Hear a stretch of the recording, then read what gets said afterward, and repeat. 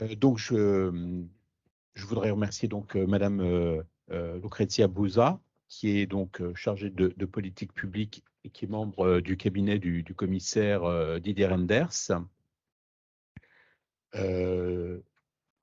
Didier Reynders s'occupant notamment de toutes les questions relatives à la justice et à la politique des consommateurs. Donc, Madame Buzza, je vous laisse la parole sur donc, le projet de directive relative au devoir de vigilance. Et ensuite, je donnerai la parole à Monsieur Oliveira, le Business Europe.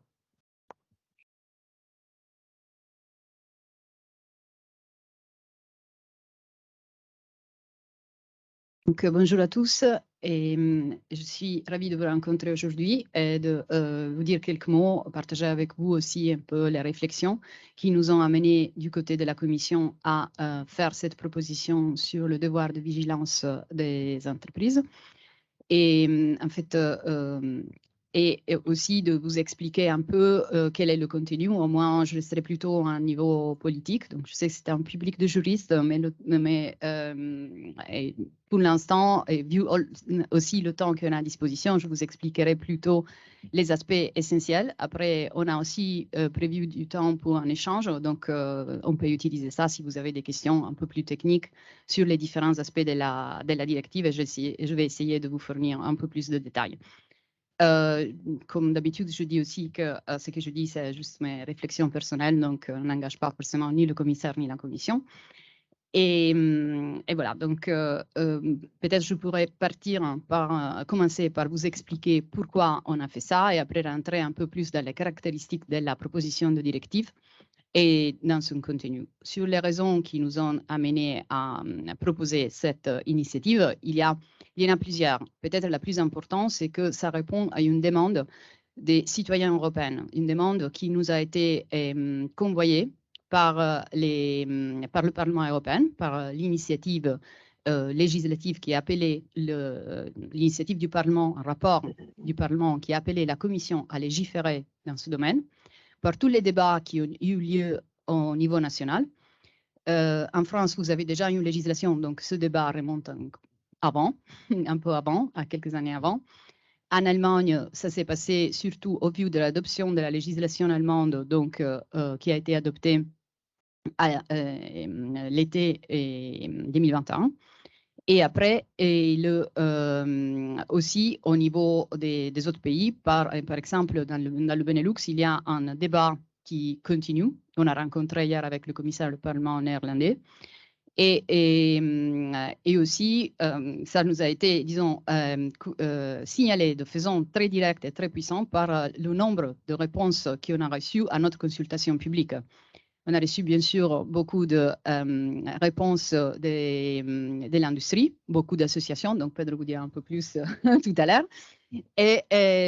mais aussi un nombre énorme de réponses de citoyens européens. Je parle d'environ de 500 000 réponses, donc c'est très important. Ça démontre bien l'intérêt d'un point de vue d'opinion publique que ce genre de proposition suscite. Et en même temps, si vous voyez que c'est quelque chose dont on parle dans plusieurs États membres, dont il y a une législation qui est déjà là ou qui est susceptible d'être adoptée bientôt dans plusieurs États membres, il y a aussi un risque de fragmentation, de fragmentation du marché intérieur qui pourrait se transformer dans un surcoût pour les entreprises et dans des difficultés pour les entreprises aussi. Et ça c'est aussi l'autre raison, créer un certain niveau d'harmonisation dans l'Union européenne, créer aussi ce qu'en anglais on appelle un level playing field. En français, je ne sais pas, désolé. Et à l'intérieur de l'Union européenne, parmi les différents pays, mais aussi le fait que ce soit l'Union européenne à adopter ce genre de proposition nous donne aussi la possibilité d'avoir plus facilement aussi, pour des raisons, disons, politiques et d'échelle et de pouvoir au niveau international, un level playing field aussi avec les entreprises des pays tiers qui sont aussi actifs dans le marché européen. Et après, on a aussi le besoin de... on a fait ça aussi parce qu'on est bien conscient qu'il y a plusieurs entreprises qui adoptent déjà ce genre d'initiative au niveau volontaire, qui font ça suite aux lignes directrices de l'OCDE, ou aux orientations des Nations Unies. Mais pour l'instant, il n'y en a pas, le nombre de ces entreprises, au moins sur la base des informations que nous avons recueillies, est encore réduit. Donc, si on veut vraiment avoir un impact en ce qui concerne la protection des droits humains et en ce qui concerne la protection de l'environnement, c'est important de créer, d'associer un nombre plus grand d'entreprises, de créer une échelle, une masse critique d'entreprises. C'est pourquoi c'est ça qui nous a porté à décider de changer d'un cadre volontaire à un cadre législatif obligatoire. Et ça, c'est important aussi quand on voit la dimension internationale de cette initiative, qui est bien sûr susceptible d'avoir un effet sur nos relations commerciales et plus en général aussi diplomatiques avec les pays tiers en dehors de l'Union européenne.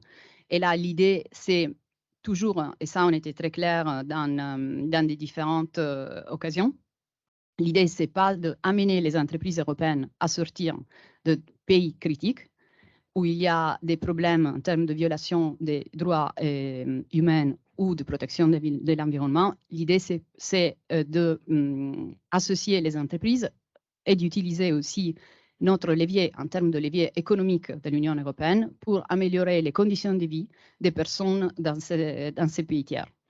Et sur ça, parce que ça, j'entends souvent aussi les critiques des entreprises qui disent on ne peut pas faire ça tout seul. C'est important de dire que nous, on voit ça comme un aspect d'une politique un peu plus large de cette commission qui va dans la même direction et qui utilise aussi tous les leviers possibles. Donc celui-là, ça veut dire associer les entreprises à cet effort, mais aussi le levier du commerce international. Donc nos accords bilatéraux vont insister beaucoup plus sur tout ce qui concerne le respect des droits humains. Et quand je dis vont insister beaucoup plus, ça veut dire que, comme ça a été bien spécifié par la Commission dans sa nouvelle politique, dans la communication qui détaille la nouvelle politique commerciale, c'est pas juste insister pour avoir ce genre de dispositions dans nos accords bilatéraux avec les pays, mais aussi de faire en sorte que ces dispositions soient effectivement appliquées. Et donc ça, c'est un peu le cadre qui nous a conduit à avoir ce genre de propositions. En termes de contenu, je pense que ce qui est important de souligner, c'est que pour nous, c'était important d'avoir un dispositif qui était horizontal, donc qui couvrait aussi les violations des droits humains, de plusieurs droits humains, et que la protection de l'environnement. Et ça, parce qu'on a déjà au niveau européen et au niveau national des cadres qui sont des cadres plutôt spécifiques, qui sont adressés par exemple au problème du travail des enfants. C'est le cas par exemple aux Pays-Bas. Mais on voudrait quelque chose un peu comme ce que vous avez en France ou ce qui a été fait en Allemagne, qui avait un spectrum un peu plus large. Et l'autre chose, c'est aussi d'avoir il s'agit d'une proposition horizontale aussi par rapport aux secteurs qui sont impliqués. Donc l'idée aussi pour créer cette masse critique dont je vous parlais tout à l'heure, c'est d'avoir ça sur plusieurs secteurs de l'économie et pas juste comme dans le cas de la déforestation, sur certains secteurs qui utilisent certains produits. En ce qui concerne aussi le contenu, ce qui était important pour nous, c'était aussi de réaliser, d'avoir quelque chose qui tient compte déjà de ce qui est fait par les entreprises, ce qui rend ce que nous, on va proposer en termes de obligations plus faisables. Bon, après, on verra le point de vue du business aussi sur ça, sur dans quelle mesure on est arrivé à faire ça. Mais ça, c'est l'idée qui nous a conduit à faire certains choix, d'utiliser au maximum ce que les entreprises font déjà sur la base du cadre de l'OCDE. La deuxième chose, c'est d'avoir un instrument qui est proportionnel et efficace. Et le troisième point, c'est l'efficacité de ce qu'on met en place. Parce qu'on ne veut pas faire des usines à gaz qui, après, finalement, ne remportent pas de résultats. La proportionnalité, pour nous, c'était surtout dans la décision du champ d'application de l'initiative législative. Et là, ça, c'était une des questions qui a été débattue longtemps. En France, la législation s'applique à des entreprises qui ont 5000 employés. En Allemagne, à partir en 2024, ça sera à partir de 1000 employés.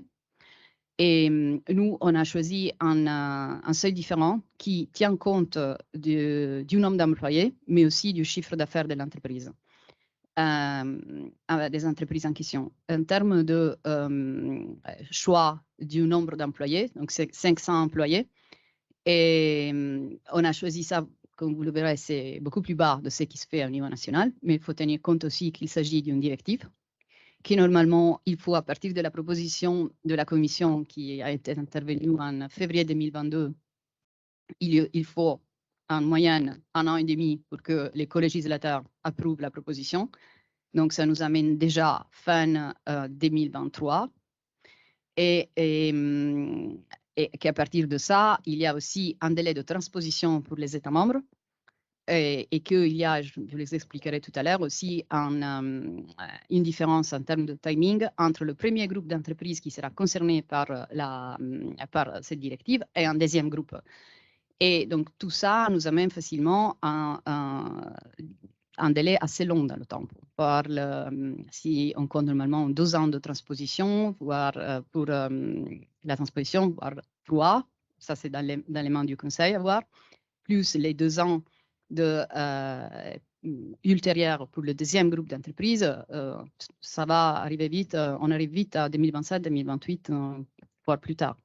Donc, si on pense pour cette époque-là, pour cette date-là, on pense que les entreprises seront déjà prêtes, même sur la base de ce qui se fait au niveau national, à être prête pour ce genre d'initiative. En plus, on a utilisé le chiffre d'affaires, qui est un filtre qui nous permet de cibler mieux parmi les groupes des entreprises, celles qui ont des activités plus importantes, peut-être des chaînes d'approvisionnement plus complètes, des chaînes de valeur plus complètes et plus complexes, excusez-moi, qui s'étalent dans plusieurs pays et aussi qui ont les moyens pour mieux adresser ce genre de problème. Donc, on reçoit souvent la critique que c'est un nombre limité d'entreprises. Bon, ce n'est pas une critique qui vient du business, mais plutôt de la société civile.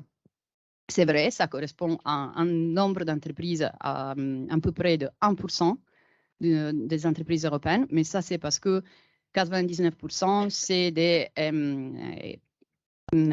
entreprises, des PME, selon la définition européenne, donc des entreprises qui ont moins de 250. Et parmi celles-là, il y a certaines qui ont même moins que 10 employés et sont beaucoup. Donc, le 1%, c'est dû au fait que la grande partie de l'économie européenne est constituée en termes de nombre d'entreprises, pas forcément de chiffre d'affaires ou de valeur, est constituée par les PME. Au contraire, par contre, quand on réfléchit en termes d'impact économique, qui est important si on veut parler d'une certaine masse critique, les entreprises qui on cible sont des entreprises qui représentent environ la moitié, sinon plus, du PIB au niveau européen. Donc, on a ciblé un nombre réduit d'entreprises qui donnent quand même un effet important en termes de levier économique. Et on a inclus aussi les entreprises des pays tiers, comme je vous disais tout à l'heure. On a prévu pour des entreprises qui ont entre 250 et 500 employés, mais qui sont actifs dans des secteurs, disons, à risque, secteurs qui ont été identifiés parce que sur la base des études de l'OCDE et des études aussi faites au niveau national, ces secteurs avaient déjà soulevé des criticités importantes, comme par exemple le textile, le secteur d'extraction, etc., qui soulèvent des problèmes au niveau environnemental et du respect des droits humains. Donc, ces entreprises-là seront aussi concernées par cette proposition législative, mais dans un deuxième temps. Et par contre, ce qui ne sera pas concerné de façon directe, donc ne sont pas dans le champ d'application de la proposition législative, sont les PME.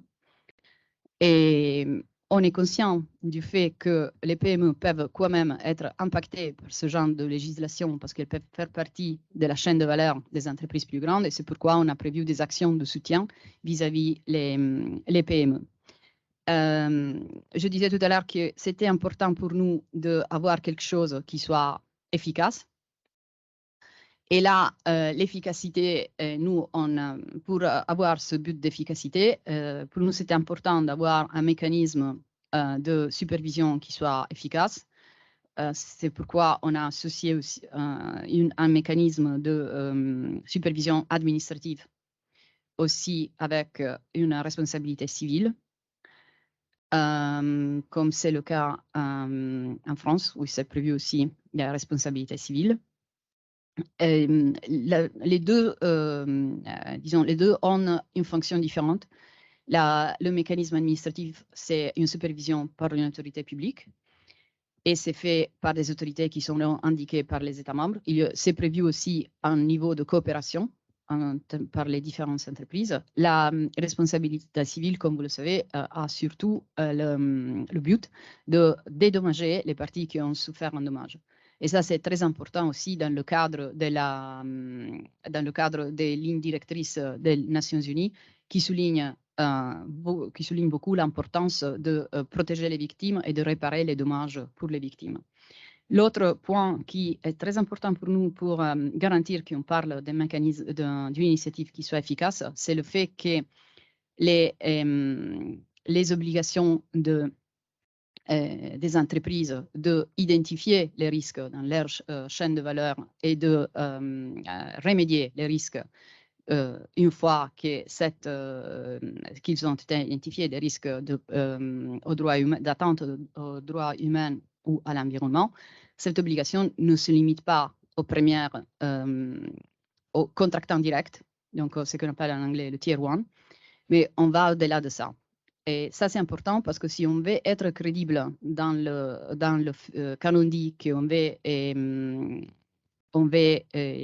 effectivement identifier les risques de travail forcé ou des atteintes les plus graves aux droits humains, ça se manifeste surtout au-delà de ce qu'on appelle normalement le tier 1. On est bien sûr conscient du fait qu'on ne peut pas avoir le même niveau de supervision de la part de l'entreprise dans toute la chaîne, et c'est pourquoi on a décliné les différentes obligations, mais aussi les sanctions, en tenant compte de ça.